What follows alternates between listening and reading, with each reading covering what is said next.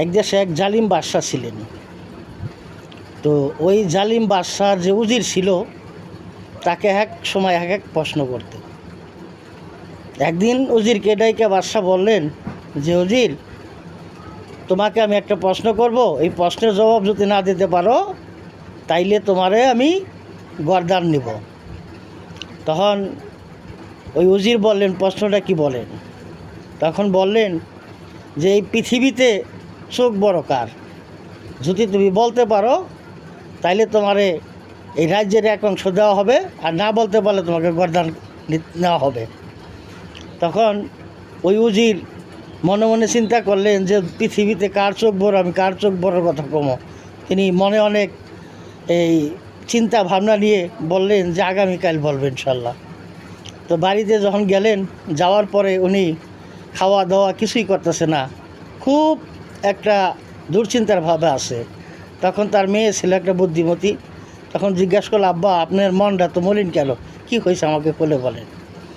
তখন বলল যে, মারে, রাজা আমার একটা প্রশ্ন করছে যে দুনিয়াতে চোখ বড় কার, আমি যদি না বলতে পারি তাইলে আমার গর্দান নিব। তখন ওই মেয়ে বলল যে, আব্বা, এই জন্য আপনি এত দুশ্চিন্তা করতেছেন, আপনি যা জিজ্ঞাসা করেন যে বলতে পারলে কি দিব, বলতে পারলে সে রাজ্যের এক অংশ আমার নামে দিয়ে দিব। তখন আপনি যে বলেন যে দুনিয়াতে চোখ বড় আল্লাহর। তো উজির ওই বাদশার সামনে যেয়ে বললেন যে, হুজুর, আপনার প্রশ্নের জবাবটা আমি নিয়ে আসছি, দুনিয়াতে চোখ বড় আল্লাহর। তো উজির দেখলো যে প্রশ্নের জবাব তো দিয়ে দিছে। উজির আরেকটা ফন্দি বাই করলো যে, তোমার আমি আরেকটা প্রশ্ন করব, ওই প্রশ্নের জবাব যদি তুমি দিতে পারো তাইলে তোমার যে যে এক অংশ দেওয়া হয়েছে আরও এক অংশ দেওয়া হইব, আর না দিতে বলে তোমার গর্দানও নেওয়া হইব, আর তোমাকে যে রাজ্যের এক অংশ দেওয়া সেটাও নিয়ে নেওয়া হবে। তখন বললো যে, প্রশ্নটা কি বলেন। তখন ওই বাদশাহ চালাকি করে বলতেছিল যে, বলো, দুনিয়াতে পেঁয়াজ বড় কার? এখন ওই উজির আবার চিন্তিত হয়ে গেলে যে দুনিয়াতে পেঁয়াজ বড় কার, কীভাবে বলবেন। আবার তিনি বাড়িতে গিয়ে মন মলিন করে রইলেন। আবার তার বুদ্ধিমুক্তা মেয়ে উজিরকে জিজ্ঞাসা করল, আব্বা, আপনার মনটা মলিন কেন? তখন আবল বলল, মারে, আমি তো প্রশ্নের জবাব তো দিছি, সে তো আমার আরেকটা প্রশ্ন করছে। কী প্রশ্ন করছে? বলছে, দুনিয়াতে পেঁয়াজ বড় কার? তখন মেয়ে বলল যে, আপনি যে বলেন দুনিয়াতে পেঁয়াজ বড় হইল রাস্তার।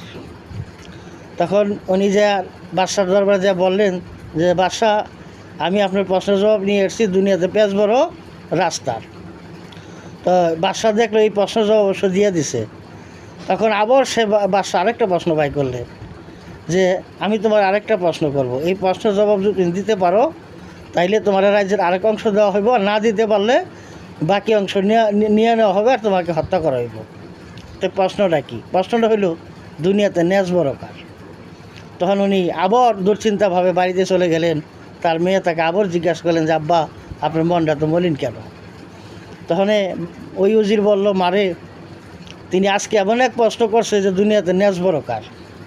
তখন উজিরের মেয়ে বলতেছে যে, আব্বা, আপনি গিয়া বলেন যে দুনিয়াতে ন্যাজ বড় হলো নদীর, এই নদীর কোনো কুলকিনারা নাই। তো উনি প্রশ্নের জবাব যখন দিয়ে দিলেন, বাদশাহ দেখলো যে রাজ্যের 4 ভাগের 3 ভাগ তো সে নিয়ে গেছে গা। এখন আরেকটা বুদ্ধি বাই করলো, যার একটা প্রশ্ন হইল, দুনিয়াতে বুদ্ধি কার বেশি, যদি কইতে পারো তোমার পুরা রাজ্য তাই দেওয়া হবে, না কইতে পারলে যা দিছে তা নেওয়া হবে, আর তোমাকে হত্যা করা হইব। তখন উনি চলে গেলেন তার মেয়ের কাছে। তো উজিরের বারন্ত মন দেখে মেয়ে বলতেছে যে, আব্বা, আপনার আজকে কি হয়েছে? আজকে বাসা এমন এক প্রশ্ন করছে, সেই প্রশ্নের জবাব মনে দিতে পারবে না। কি প্রশ্ন করছে? দুনিয়াতে বুদ্ধি বেশি কার? তখন বললো যে, আব্বা, আপনি 6 মাসের সময় নেন, যে 6 মাস পরেই প্রশ্নের জবাব দিবেন, আর 6 মাসের জন্য আমার কিছু অর্থ সম্পদ দেন। তো ওই মেয়ে 6 মাসের জন্য অর্থ সম্পদ নিয়ে, অনেক অর্থ সম্পদ নিয়ে এক বন জঙ্গলে গেলেন। বন জঙ্গলে গিয়ে রাতারাতির মধ্যে বহু টাকা খরচ করে আল্লাহর ঘর একটা মসজিদ তৈরি করলেন। ওইখানে মসজিদের দরজায় লেখা ছিল যে এই মসজিদে প্রবেশ করলে, গাইবি মসজিদ, এই মসজিদে প্রবেশ করলে আল্লাহকে দেখা যায়। তো এক রাতারাতির মধ্যে যখন মসজিদ তৈরি করলেন, উনি মেয়ে একটা পুরুষের বেশ ধরে সিপাহী সাজলেন, তখন এই মসজিদের দরজায় লেখা, এই মসজিদে ভিতরে ঢুকলে আল্লাহকে দেখা যায়। তো সমস্ত রাজ্যে ঢোল পিটিয়ে দিলেন। সমস্ত মানুষ যখন যাওয়া শুরু করলো, তো উনি সিপাহী বেশ ওই দরজার সামনে দাঁড়ায় বলছে যে মসজিদের ভিতরে যে নেককার সন্তান সে আল্লাহকে দেখতে পাইব, আর যে জারক সন্তান সে আল্লাহকে দেখতে পাইব না। তখন মসজিদের ভিতরে যে ঢুকে আল্লাহকে আর দেখে না। ঘুরিয়া গাড়িয়া এখন কয় যদি আমি কই যে আমি আল্লাহরে দেখি নাই, তাহলে তো আমি জারক সন্তান হমু আর আমি অসতমু। তো উনি বলছে আল্লাহরে দেখছি। এরকম করতে সবাই ভিতরে ঢুকে। আর ওই মেয়ে সিপাহী বেশে তার জিগায়, তোমরা কি আল্লাহরে দেখছো? দেখছি।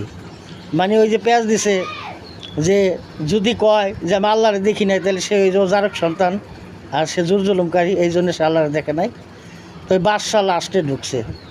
ওই বাদশাহ যখন চতুর্দিকে ঘুরিয়া গাইরিয়া আল্লাহকে কোনো জায়গায় দেখে না, তখন ওই বাদশাহ মনে মনে চিন্তা করলো সমস্ত মানুষ আল্লাহরে দেখলো, আর আমি রাজ্যের বাদশাহ হয়ে যদি আমি কই আল্লাহরে দেখি নাই, তাইলে তো আমি জারক সন্তান হমু, হ্যাঁ, আবার আমি জোর জুলুমকারী হমু, তাইলে আমি আমার মিছা কথা কই দিব যে আমি আল্লাহরে দেখছি।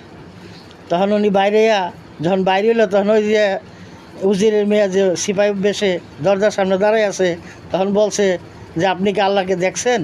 তখন বলছে দেখছি। আল্লাহ কি মন? তখন উত্তর দিতে পারলেন না। কয় না, আপনি সত্য করে বলেন আপনি আল্লাহকে দেখছেন কি না। তারা যখন অনেকভাবে প্রশ্ন করা হইলো, তো এক পর্যায়ে সে বলল যে আসলে সত্য কথা কি, আমি আল্লাহরে দেখিনি। তখন ওই উজিরের মেয়ে মুখোশটা খুইলা বললেন যে আপনি আমার আব্বাকে প্রশ্ন করছিলেন যে দুনিয়াতে বুদ্ধি বড় কার, আর বুদ্ধি বড় কার না বলতে পারলে আমার আব্বার গর্দান নেবেন, আর যা সম্পদ দিয়েছেন তা আপনি ফেরত দেবেন। তো এইবার বলেন তো দুনিয়াতে বুদ্ধি বড় কার? আমি সেই উজিরের মেয়ে তখন বলল যে আমি বিশ্বাস করলাম দুনিয়াতে বুদ্ধি বড় নারীদের। তো ভাই, এই যে একটা কথা আছে, পুরুষের হইল 9 গুণ, মেয়েদের হইল 6 গুণ, আর 9 গুণ রেটাই না করে 6 গুণে কিছু গুণ ভালো আছে, কিছু খারাপও আছে। যেটি ভালো গুণই সেটি পুরুষের উপরে উঠায়, যেটি খারাপ গুণই এটি পুরুষের নিচে ডাবায়। এই ব্যাপারে সবাই সতর্ক থাকবেন, আর সমস্ত মা বোনদেরকেই আপনারা গুণী হওয়ার চেষ্টা করেন। তো এই ভিডিওটা ভালো লাগলে বেশি করে শেয়ার করে দেবেন, লাইক সাপোর্ট অবশ্যই করবেন। ধন্যবাদ সবাইকে।